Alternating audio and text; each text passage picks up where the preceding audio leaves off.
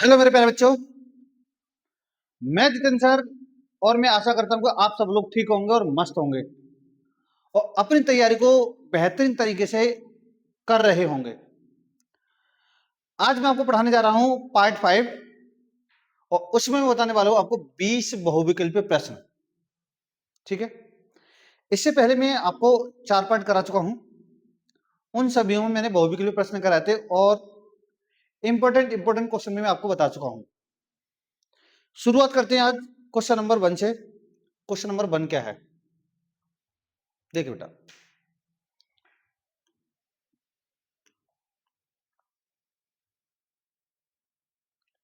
किन्हीं दो धनात्मक पूर्णांकों ए और बी के लिए हमसे कह रहा है, देखो सबसे पहले एक चीज समझते हैं। मैं इसमें आपको कराने वाला हूं 20 बहुविकल्पीय प्रश्न और हमें यह पता है कि बोर्ड के पेपर में 20 बहुविकल्पीय प्रश्न ही आते हैं और प्रत्येक प्रश्न 1 नंबर का होता है, इसलिए 20 बहुविकल्पीय प्रश्न 20 नंबर के हो जाते हैं हमारे। और ध्यान रखना, ये 20 बहुविकल्पीय प्रश्न इतने ज्यादा इंपॉर्टेंट हैं कि अगर आप इन सबको सही कर लेते हो तो स्कोर में बहुत अच्छी वृद्धि हो जाती है हमारे में, मतलब स्कोर अच्छा खासा बन जाता है। और हर सब्जेक्ट में ध्यान रखना 20-20 बहुविकल्पीय प्रश्न आने, चाहे इंग्लिश हो या मैथ हो या साइंस हो, सब में 20-20 आएंगे। तो मैं शुरुआत करने जा रहा हूं क्वेश्चन नंबर 1 से। ढंग से देखिएगा बेटा। किन दो धनात्मक पूर्णांक ए और बी के लिए, ए और बी के लिए ए बराबर मासा गुणा बी नहीं होता भाई। तो इसमें जो होगा ये होगा बेटा ऑप्शन नंबर हमारा डी। क्यों होगा, रीजन बताता हूं। क्योंकि मैंने एक फॉर्मूला बताया था तुम्हें, दो संख्याओं को गुणनफल बराबर एलसीएम इंटू एचसीएफ, या फिर मैं कह सकता हूं एलसीएम गुणा एचसीएफ बराबर दोनों संख्याओं की गुणा। ये वाला नहीं होगा क्योंकि यहाँ केवल बी दे रखा है। अगर ए और बी होता तो ये ऑप्शन होता। तो इसका कौन सा ऑप्शन होगा, ऑप्शन नंबर ए हमारा क्या होगा बेटा, सही आंसर होगा। देखो, एक शून्योत्तर परिमेय संख्या एवं अपरिमेय संख्या का भागफल होता है। एक चीज समझिए, इसने बोला है एक शून्योत्तर है, मतलब शून्य के अलावा कोई संख्या है। शून्य के अलावा एक परिमेय और एक अपरिमेय संख्या का भागफल, मतलब हमसे ये कह रहा है एक परिमेय संख्या है और बेटा एक अपरिमेय संख्या है। इनका जब हम भागफल निकालेंगे तो कौन सी संख्या आएगी, परिमेय संख्या में भाग करें अपरिमेय संख्या का, या अपरिमेय संख्या में भाग करें बेटा परिमेय अपरिमेय सॉरी परिमेय में अपरिमेय का भाग करें या अपरिमेय में परिमेय का भाग करें। तो हमसे पूछ रहा है आएगा कर, ध्यान रखना, या तो परिमेय में अपरिमेय का भाग कर दो, या अपरिमेय में परिमेय का भाग कर दो, या अपरिमेय और परिमेय की गुणा कर दो। हमेशा जो संख्या आएगी वो बेटा कौन सी आएगी, अपरिमेय संख्या आएगी। गुणा करेंगे तो भी वही आएगा, भाग करेंगे तो भी वही आएगा, और घटाएंगे तो भी वही आएगा, और जोड़ेंगे तब भी वही आएगा। कब, जब अपरिमेय और अपरिमेय की बात करें तो। परिमेय अपरिमेय की बात करें, योगफल भी अपरिमेय होगा, गुणनफल भी अपरिमेय होगा, भागफल भी अपरिमेय होगा, और अगर इसको घटाएंगे तो भी क्या होगा हमारा, अपरिमेय होगा। इसका जो आंसर होगा बेटा क्या होगा हमारा, सी होगा। जस्ट आगे देखते हैं क्वेश्चन नंबर 3। यदि m बराबर 5, n बराबर m प्लस 7, तो m square plus n square का मान निकालिए।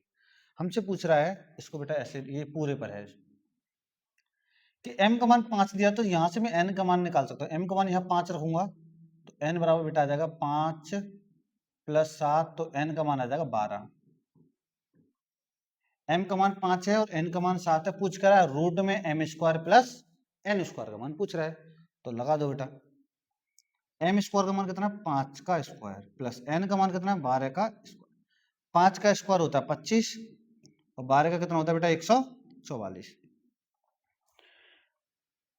25 और 144 को अगर मैं जोड़ूंगा तो बेटा कितना आएगा 169, और 169 किसका वर्ग होता है, 13 का। तो इसका जो सही आंसर होगा बेटा कौन सा होगा, ऑप्शन नंबर बी हमारा क्या होगा, राइट आंसर। ठीक है, आगे बढ़ते बेटा। देखो 3825 के अभाज्य गुणनखंडों का गुणनफल है। हमसे कह रहा है 3825 का अभाज्य गुणनखंड कर रहे हैं, और अभाज्य गुणनखंड आपको करने आते होंगे बेटा, ऐसे करते हैं 3825। ठीक है, सबसे पहले अब हमें ये देखना है कि ये संख्या 2 से कटेगी क्या, 2 से नहीं कटेगी। ऑप्शन में भी कोई भी 2 नहीं है, तो फिर मुझे काटनी बेटा 3 से।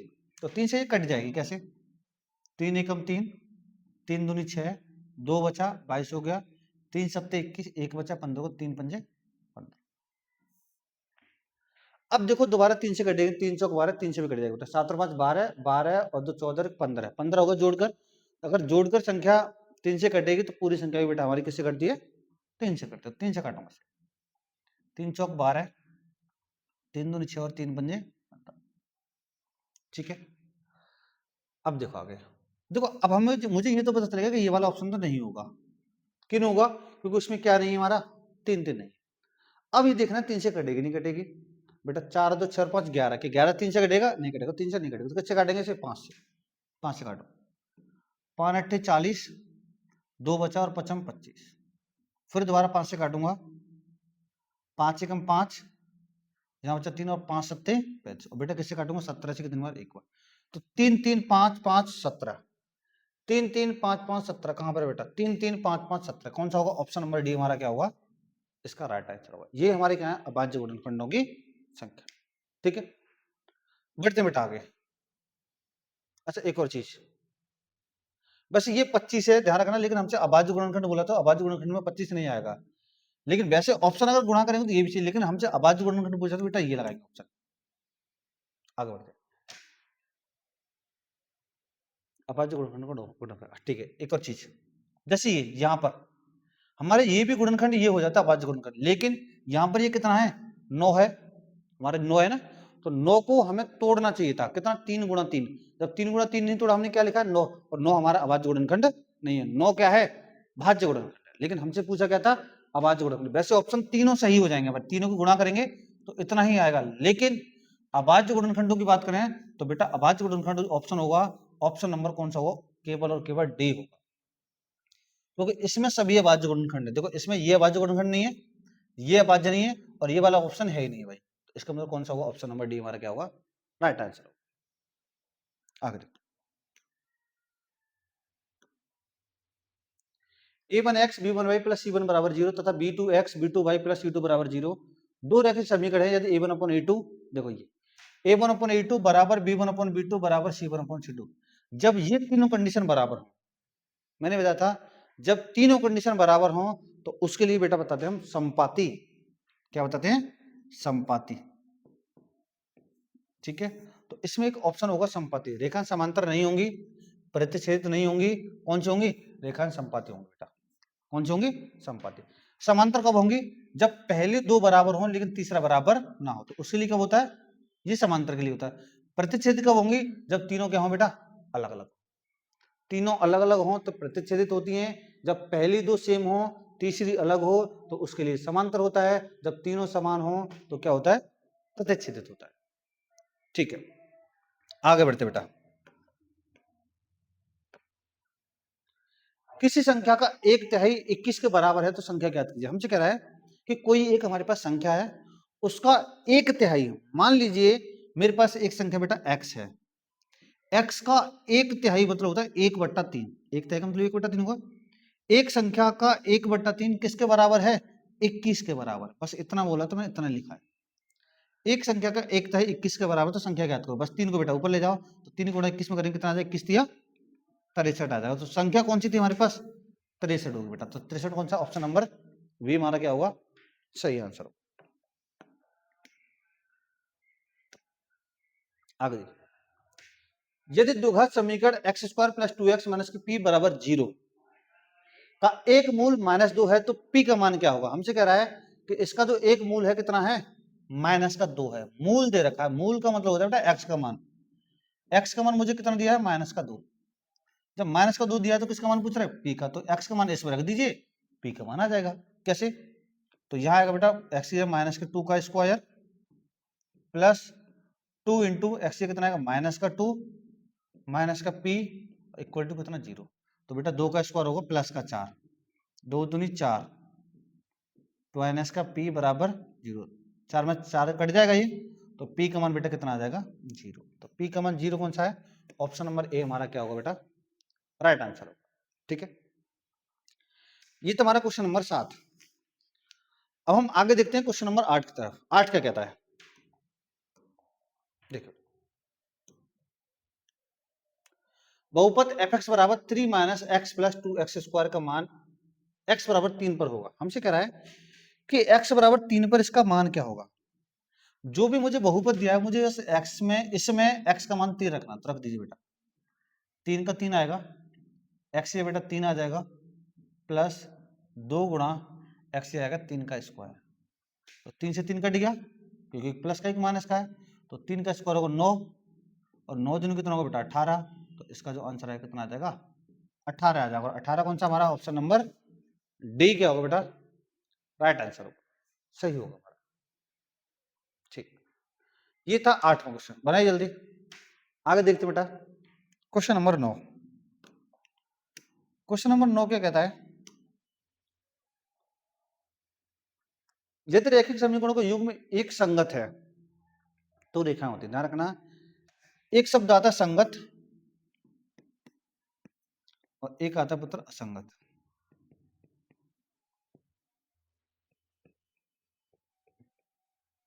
संगत कब हो, पहले हम ये समझिए बस असंगत कब हो। असंगत होता है बेटा समांतर हो। अगर रेखाएं असमांतर हैं, सॉरी समांतर हैं, तो असंगत होता है।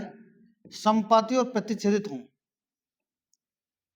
समपाती हो और क्या हो प्रतिच्छेदित हो, तो रेखा कैसी होती हैं, तो बेटा रेखा होती है संगत।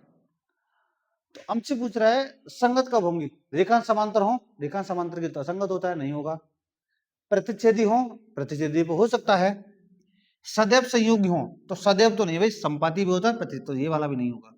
सदैव प्रतिच्छेदी ना, तो कौन सा ऑप्शन होगा, ऑप्शन नंबर बी होगा हमारा। देखो सदैव के लिए नहीं है ये संपाती भी हो सकता है प्रतिच्छेदी भी होता है, लेकिन इसे बोला केवल सदैव, सदैव के मतलब इसी के लिए ये और ये, इसका मतलब हमारा कौन सा ऑप्शन होगा, ऑप्शन नंबर वी होगा।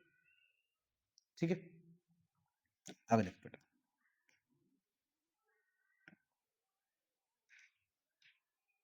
यहाँ क्या रहेगा भाई, यहाँ बेटा कौन सी लिख लेना।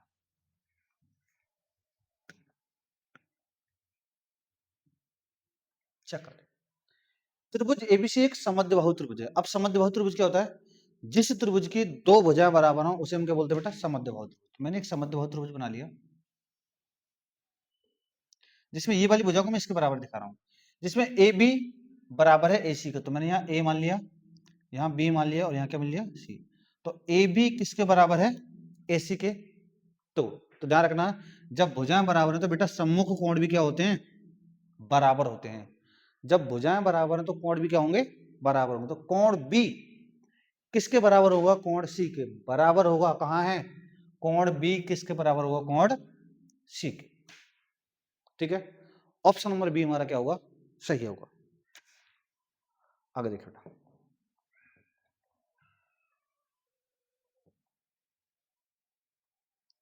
5 के दो क्रमिक, मतलब 5 के दो क्रमिक गुणांक गुणनों का, सॉरी क्रमिक पूर्णांक गुणों का गुणनफल 150 है। मतलब ये कहना चाह रहा है कि 5 के हमें ऐसे दो क्रमांकगत गुणांक बताने हैं जिनका गुणनफल कितना होना चाहिए, 150 होना चाहिए। एक चीज बताओ, क्या इनके मैं आपस में गुणा करूंगा 150 आएगा, नहीं आएगा। तो ऑप्शन नंबर पहला गलत है। गुणा करूंगा 150 आएगा, नहीं आएगा। गुणा करूंगा 150 आएगा, बिल्कुल सही है। गुणा करूंगा 150 आएगा, नहीं। तो ऑप्शन कौन सा होगा, ऑप्शन नंबर बी हमारा क्या होगा बेटा, सही होगा। बड़ा इजी क्वेश्चन था, आगे बढ़ते हैं।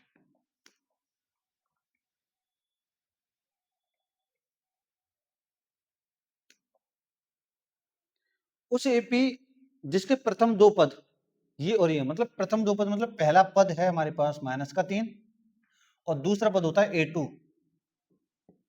बराबर 4 का 21वां पद होगा। कौन सा पूछ रहा है हमसे, 21वां। बेटा 21वां पद क्या होता है, a21 बराबर a plus 20d, a plus 20d। मतलब मुझे पहला पद चाहिए और d का मान चाहिए। मेरे पास पहला तो पद है लेकिन किसका मान नहीं है, d का मान नहीं है। तो d का मान निकालने के लिए ये क्या दूसरा पद है ना, दूसरे पद को लिख सकता हूँ बेटा मैं a plus 2d, sorry a plus d, a plus D मतलब होता है दूसरा पद। कितना होगा 4, a का मान रख दीजिए बस 3, लेकिन माइनस का d बराबर 4। तो प्लस का उधर जा, माइनस का उधर जाके इसका हो जाएगा प्लस का। तो 4 प्लस 3 कितना हो गया, 7 हो गया। d का मान कितना आ गया 7। a का मान है, d का मान है, a और d का मान इसमें रख दीजिए। कौन सा पद आ जाएगा, 20वां पद आ जाएगा। -3 प्लस 20 गुणा 7, तो 7 दूनी कितना होगा 114, मतलब 140, और 140 में से मुझे कितना घटाना है 3, तो कितना आ जाएगा बेटा 137 हमारा क्या होगा इसका सही आंसर होगा। 137 कहीं है क्या? 137 कहीं पर भी नहीं है। सही किया ना हमने? एक बार चेक कर लेना बेटा। 21वां पद a + 20t, a का मान -3, b का मान 7, ठीक है 137 आ गया बेटा। 137 कोई ऑप्शन है तो यहाँ 3 कर लो, यहाँ 7 कर लो बेटा। 137 कौन सा ऑप्शन बन जाएगा हमारा? ऑप्शन नंबर ए हो जाएगा हमारा, क्या होगा राइट आंसर। ठीक है आगे। बिंदु 0,0 और -0,5 और -5,0 के बीच की दूरी, बीच की दूरी का हमारे पास एक सूत्र होता है, d बराबर रूट में x2 - x1 का whole square plus y2 - y1 का होल स्क्वायर। ये होगा बेटा मेरा x1 y1 x2 और क्या y2, d बराबर, यह मान रख दीजिए सबके। x2 का मान कितना है -5, x1 का मान कितना है 0, और उसका क्या, ये तो कर सकते हो ना, सिंपल है। y2 का मान है बेटा 0 और y1 का मान कितना है 5, उसका क्या स्क्वायर। यहां पर घटा दीजिए, 0 में से 5 घटाऊंगा तो 5 ही आएगा, और 5 का स्क्वायर कितना हो जाएगा 25। 0 में से 5 घटाऊंगा तो 5 ही आएगा, और 5 का स्क्वायर कितना हो जाएगा 25। 25 और 25 जोड़ेंगे तो कितना हो जाएगा पुत्र? ये हो जाएगा हमारे पास 50, और अंडर 50 को मैं कैसे लिख सकता हूँ? इसे लिख सकता हूँ बेटा 5√2। कैसे? 5 25, 25 दूनी 50, तो कौन सा होगा? ऑप्शन नंबर सी हमारा क्या होगा बेटा राइट आंसर होगा। ठीक है आगे बढ़ते हैं। क्वेश्चन नंबर 14 क्या कह रहा है? यदि a बराबर 30 तो 1 + tan square plus 1 + cot square का मान क्या होगा? अब एक चीज समझिए, मुझे a बराबर 30 दिया और पूछा किसका मान है 1 + tan स्क्वायर अपॉन 1 + क्या था cot स्क्वायर। इसका मुझसे मान पूछ रहा। अब एक चीज समझिए, हमें यह पता है कि 1 + tan स्क्वायर किसी का एक फॉर्मूला होता है, ये होता है बेटा sec स्क्वायर का। ये फॉर्मूला तुमने पढ़ा होगा, किसका होता है? sec स्क्वायर का। 1 + cot स्क्वायर होता है cosec स्क्वायर का। तो कोसेक को ऊपर लेके जाना और सेक को लेके आना नीचे। जब कोसेक को ऊपर ले जाऊं तो कोसेक का उल्टा क्या होता है साइन है, तो यहाँ जाकर साइन स्क्वायर है, और साइन को जब मैं सेक को जब मैं नीचे लेके आऊंगा क्या होगा कॉस स्क्वायर है। और मुझे ये भी पता है कि साइन ए बट्टे कोस क्या होता है tan स्क्वायर है, क्या होगा tan स्क्वायर है। बस एक का मान रख दीजिए यहाँ पर तो आंसर आ जाएगा। tan स्क्वायर 30, tan 30 का मान होता है बेटा 1/√3 का क्या स्क्वायर, और 1/√3 का स्क्वायर कितना होगा 1/3 होगा। ऑप्शन नंबर डी हमारा क्या होगा बेटा राइट आंसर होगा। देखो एक तो तरीका है ये है फॉर्मूले से, एक दूसरा तरीका होता है कि ए का मान में डायरेक्ट इसी में रख दूं ए की जगह, तो वहां से भी हम किसका मान निकाल सकते हैं, किसका, इस पूरे का मान निकाल सकते हैं। कैसे? एक तरीका ये है, पहले से बना लीजिए। अच्छा है ये देखो 1 + tan स्क्वायर का सेक स्क्वायर होता है, 1 + cot स्क्वायर का कोसेक स्क्वायर होता है। इसको मैंने दोनों को पलट दिया, कोसेक का उल्टा होता है साइन और सेक का उल्टा होता है कॉस। साइन बटे कॉस होता है tan, tan 30 की वैल्यू लगा दी, tan 30 की वैल्यू होती है 1/√2, तो इसको स्क्वायर कर दिया 1/3 ऐसा है। लेकिन दूसरा तरीका क्या है ये समझते हैं। दूसरा मेरे पास करना क्या, 1 + tan square upon 1 + cot square, इसका मान निकाला। देखो इसका भी सिंपल ही है, 1 + tan का मान लगा दो बेटा tan 30 बट्टे 1 + cot स्क्वायर 30। tan 30 का मान कितना होता है 1/√3 और उसका क्या स्क्वायर बट्टे 1 + cot 30 का मान होता है बेटा √3 और उसका क्या स्क्वायर।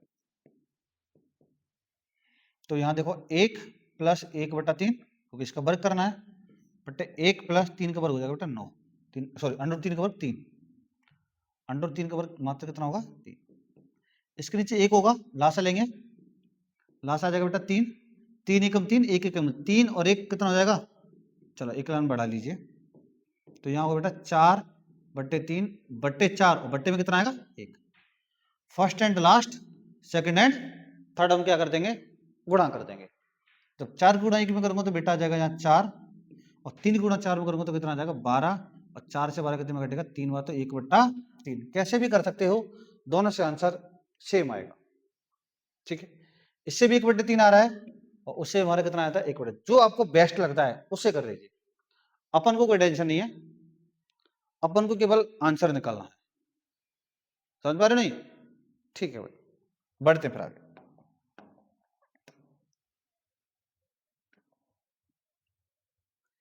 यदि एक गोले की त्रिज्या को 2 गुना कर दिया जाए तो उसके क्षेत्रफल में होने वाली वृद्धि होगी। मतलब ये कहना चाह रहा है, किसी की त्रिज्या को 2 गुना कर दिया जाए, गोला है, जैसे मान लीजिए मैंने एक गोला है, इसकी त्रिज्या मैंने मान ली बेटा 1 है, मान ली 1 है, और एक फिर दूसरा गोला है, इसकी त्रिज्या बेटा इसकी 2 गुनी कर दिया तो 2 है। एक गोला ये है, एक गोला ये है, इसकी त्रिज्या मेरे पास 1 है और इसकी त्रिज्या कितनी है 2। 2 और 1 क्यों आया? क्योंकि इसका ये 2 गुना बनाना है। यहाँ 2 करोगे तो 4 करेंगे, 10 करोगे तो 20 करेंगे, 100 करोगे तो 1 करेंगे, बस 2 गुनी करने हैं तुम्हें, ये समझ लो। तो हमसे क्षेत्रफल में पूछ रहा, तो इसका ये बताओ गोले का जो क्षेत्रफल होता है क्या होता है 4πr²। बेटा r का मान 1 रखूंगा, 1 का स्क्वायर 1 होता है, तो इसका आएगा आंसर 4π। समझ रहे, इसका जो आंसर आएगा कितना है 4π। अब त्रिज्या 2 हो गई, अब मुझे इसका क्षेत्रफल निकालना है। क्षेत्रफल का फॉर्मूला 4πr², बस r का मान 2 रख दो, 2 दूनी 4, और 4 सौ कितना आ जाएगा बेटा 16π। कितना आ जाएगा 16π। अब हमसे ये कह रहा है बता रहे कि क्षेत्रफल में होने वाली वृद्धि ज्ञात करनी है। अब बताओ क्षेत्रफल में यहां से लेकर यहां तक कितनी वृद्धि हो गई। पहले 4π था, 4π से कितना हो गया 16π होगा, तो बेटा कितना बढ़ गया, कितना बढ़ा 12π बढ़ गया।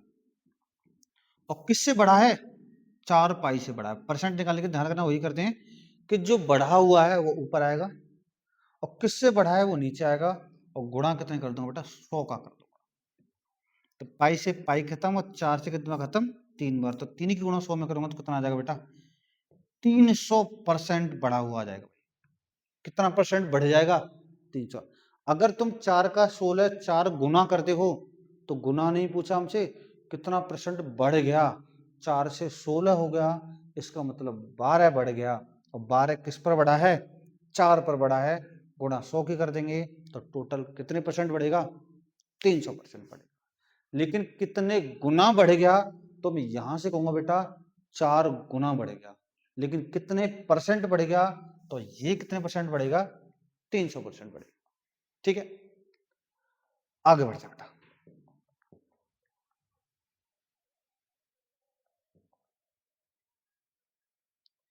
एक छड़ की लंबाई उसकी छाया का अनुपात, अच्छा इसने बोला है एक छड़ है,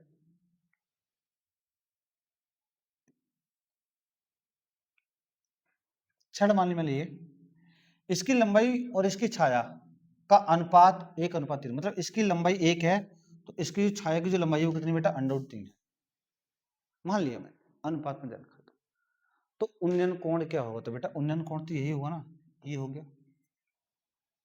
उन्नयन कोण में थीटा मान लिया। थीटा के लिए क्या लगाएंगे tan थीटा, क्योंकि लंब और आधार है, tan थीटा बराबर होता है बेटा लंब बटे आधार। tan थीटा का मान यहां से निकालना है, लंब कितने का है 1 और आधार कितने का बेटा √3। तो अब ये होता है tan में 1/√3 किसका मान होता है, ये होता है tan 30 का। तो थीटा से थीटा का था, सॉरी tan से tan का थीटा का मान कितना आ गया 30। 30 कौन सा होगा, ऑप्शन नंबर ए हमारा क्या होगा सही आंसर। ठीक है, आगे देखो देखो कोई भी क्वेश्चन अगर मान लीजिए मैं थोड़ा सा स्पीड से करा देता हूँ, किसी भी क्वेश्चन को जल्दी चल देता हूँ, तो एक बार पीछे जाके उसको रोकिए उसके बाद सॉल्व कीजिए। ठीक है, क्योंकि अगर मान लीजिए मैं आपका वेट करूंगा, आपके क्वेश्चन का क्वेश्चन लिख रहे हो समझ रहे हो उसके बाद लिखोगे तो फिर वीडियो बहुत ज़्यादा लंबा हो जाता है। इसलिए आप जहाँ पर भी लिखना हुआ करें आप वीडियो को रोका करो और वहाँ से क्वेश्चन कर लिया करो। ठीक है, आगे देखो, यदि 6 7 x/x8/14 का माध्य 9 है तो हमसे इसमें पूछ रहा कौन सा संबंध आएगा। बेटा हमें दिया है माध्य, माध्य का फॉर्मूला क्या होता है सभी संख्याओं का योग, सभी संख्या का योग और बट्टे जितनी संख्या वो लिखते हैं, कुल संख्या। तो माध्य हमें कितना दिया है? माध्य दिया बेटा 9। सभी संख्याओं को जोड़ दो, कितनी कौन कौन है? 6 है, 7 है, x है, 8 है, y है और कितना है बेटा? 14 है। और बट्टे में कितना आ जाएगा? 1 2 3 4 5 6, 6 6 में कितना हो गया? 54। अब इन सबको जोड़ दो, इसको इसको इसको और इसको, तो ये हो जाएगा 24, नहीं सॉरी 21, 13 और 8 21, 21 और 14 35। तो यहाँ हो गया 35 plus 22 plus x plus Y है ना, 35 को धर ले आओ भाई, तो ये लिख सकता हूँ मैं x प्लस 22 बराबर 54 माइनस 35, बस 54 में से 35 घटा दो तो x प्लस 22 बराबर कितना होगा? 19 या 29, ये बेटा 19। x प्लस 22 का जो मान आएगा वो कितना आएगा? 19 है। 19 कौन सा? ऑप्शन नंबर बी हमारा क्या होगा बेटा? राइट आंसर होगा। आगे देखते हैं, किसी बारंबारता बंटन का माध्य 24.1 है। हाँ भाई, ये वाला है इंपॉर्टेंट क्वेश्चन, ये आपको हर साल 1 नंबर का क्वेश्चन मिलता है, हर साल मिलता है और इस बार भी आएगा। मैं पहले बता दे रहा हूं कि 2026 में मैं इसकी गारंटी तो नहीं ले सकता कि बिल्कुल सेम यही आएगा, लेकिन ये वाला क्वेश्चन बेटा 100% आएगा, लिख के ले लीजिए आज। ठीक है, आगे बढ़ते। किसी बारंबारता बंटन का माध्य 24.1 है, मतलब हमें माध्य दिया है और बहुलक दिया है। हमसे क्या पूछ रहा है? माध्यक पूछ रहा है पुत्र। क्या पूछ रहा है? माध्यक। तो हमारे पास एक फॉर्मूला होता है, बहुलक बराबर 3 गुणा माध्यक माइनस 2 गुणा माध्य, ये फॉर्मूला होता है। तो यहां से बस मुझे माध्यक को निकालना है। माध्यक को मैं मालूम बेटा यहाँ x, तो बहुलक बताइए कितना है? 28, 3 गुणा माध्यक का मान निकालना, मैं इसको x मान लिया बेटा। माध्य कितना है? 24.1, गुणा कर दो 3x, तो 24 दूनी 48.2, माइनस का धरा के किसका हो जाएगा? प्लस का हो जाएगा। तो ये जुड़ जाएगा यहाँ पर, तो ये होगा बेटा 0.2, 18 16 का 6, 4 और 6 और 1 7 बराबर कितना? 3x। अब 3 का बन जाएगा यहाँ से नीचे, तो x बराबर कितना आ जाएगा बेटा? 76.2 बट्टे में कितना? 3 दूनी 6, 1 बचा, 3 पंजे 15, 1 बचा, 12 होगा, 3 चौक 12। तो यहाँ से जो x का मान आएगा, x मतलब माध्यक जो आएगा कितना आ जाएगा बेटा? 25.4, और 25.4 कौन सा है? ऑप्शन नंबर बी हमारा क्या होगा बेटा? Right answer. आगे देखिए, बना लीजिए, एक बार वीडियो को पॉज कर लिया करो, तो इतना टाइम नहीं रहता भाई हमारे पास, बहुत सारे काम है, बहुत सारे काम करने पड़ते हैं। आगे देखिए, यदि द्विघात समीकरण 3x, टू नहीं बेटा, स्क्वायर है, ध्यान रखना, ये क्या है? स्क्वायर। 3x² माइनस का 12x प्लस m बराबर 0 के मूल बराबर है। भाई ये वाला मैं हर साइड में डालता हूं क्वेश्चन, हर साइड में डालता हूं, क्योंकि ये वाला क्वेश्चन पूछा जाता है। मूल बराबर है तो किसका मान पूछ रहा है बेटा हमसे? m का मान पूछ रहा है। तो मूल बराबर के लिए कंडीशन क्या होती है? b² माइनस 4ac बराबर कितना आएगा बेटा? 0। यहां से बस b का मान होता जी कितना है? माइनस के 12 का स्क्वायर माइनस 4 गुणा a का मान कितना है? 3 गुणा, और c का मान कितना है बेटा? m, और बराबर कितना? 0। बस निकाल दीजिए m का मान। 12 का मान होता है 144, 12m बराबर 0। प्लस का उधर जाके माइनस का हो जाएगा,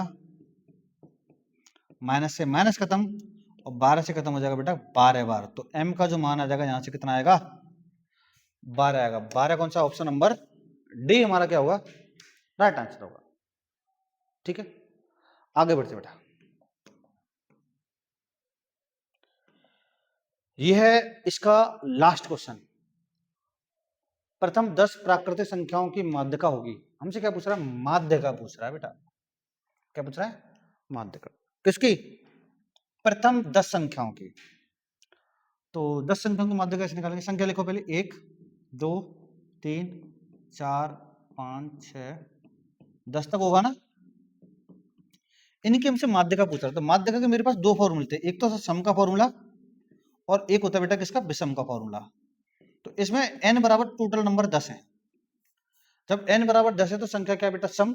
और सम के लिए फॉर्मूला होता है हमारे पास, सम के लिए माध्यिका निकालने का फॉर्मूला। फॉर्मूला क्या होता है, n/2 वहां पद प्लस n/2 प्लस 1 वहां पद अपॉन में क्या आता है बेटा n। अब देखो मैं डायरेक्ट करूंगा, n का मान बेटा 10, 10 का आधा करूंगा तो पांचवा पद, कौन सा पद, पांचवा, पहला दूसरा तीसरा चौथा पांचवा, पांचवा पद क्या है 5 प्लस 10 का आधा 5, 5 और 1 6, छठवां पद, छठवां पद क्या है 7 बट्टे 2, 6 और 7 कितना, सॉरी कितना हो गया 6 आएगा यहाँ।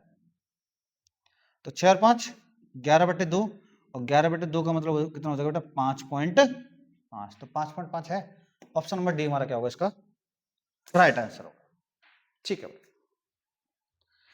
ये था हमारा पार्ट 5 जिसमें मैंने आपको 20 बहुविकल्पी प्रश्न बनाए हैं। ठीक है, आपसे बस एक ही रिक्वेस्ट है कि वीडियो को बेटा ज्यादा से ज्यादा शेयर कीजिए, मतलब अपने दोस्तों के पास भेजिए या जो भी आपके ग्रुप है उनमें भेजिए, हम आपके साथ इतनी मेहनत कर रहे हैं। ठीक है, और देखो इसके बाद मैं आपको पढ़ाने वाला हूं, देखिए भी दिखाता हूं, क्लास 10th का, जिसमें ये तो सेट 2 है, सेट 1 भी करा चुका हूं मैं, सेट 2 और सेट 1, जिसमें बहुत सारे सेट कराऊंगा मैं। हमारा टारगेट तो रहेगा 70 आउट ऑफ 70, मतलब 70 में से 70 नंबर आ रहेगा हमारा टारगेट है। ठीक है, जिसमें मैं पूरे पेपर को हल कराऊंगा, और ये जो पेपर होगा बेटा 27 फरवरी के लिए होगा, 2026 के लिए। इसलिए बने रहिए और चैनल को सब्सक्राइब कीजिए। और इसमें ध्यान रखना मैं पूरा पेपर कराने वाला हूं जैसा पेपर बिल्कुल बोर्ड के पेपर में आता है, जिसमें मैंने आपको दिखाया है, यहां से देखिए, ये अभी मैंने 20 को बहुविकल्पी प्रश्न कराए थे, 20 के बाद देखो इसके बाद क्वेश्चन आता है, ये क्वेश्चन है जिसमें ये क्वेश्चन कितने नंबर का, 2 नंबर का। इससे अगले वाला क्वेश्चन कितने नंबर का है, 2 नंबर का, 2 नंबर वाले प्रश्न है। और उसके बाद कराऊंगा बेटा मैं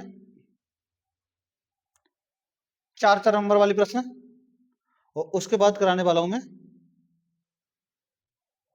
6 नंबर वाले प्रश्न। ठीक है, तो बने रहिए और मिलते हैं फिर बेटा अगली वीडियो में। अब के लिए धन्यवाद, टाटा बाय बाय।